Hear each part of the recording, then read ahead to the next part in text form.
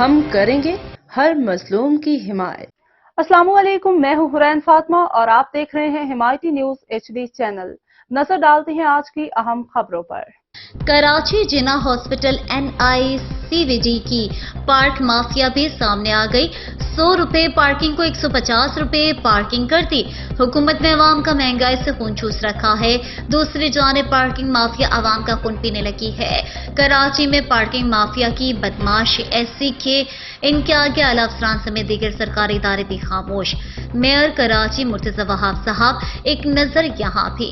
Parking mafia نے عوام کا خون چوس رکھا ہے، جناح ہاسپٹل ہو یا سول ہاسپٹل یا پھر عباسی شہید ہاسپٹل، ہر جگہ پارکنگ مافیا نے اپنے پنجے گاڑے ہوئے ہیں۔ مریض کے ساتھ آئے شہرین پارکنگ مافیا سے بے سہارا گئے، کوئی ان کو دیکھ پوچھنے والا نہیں ہے۔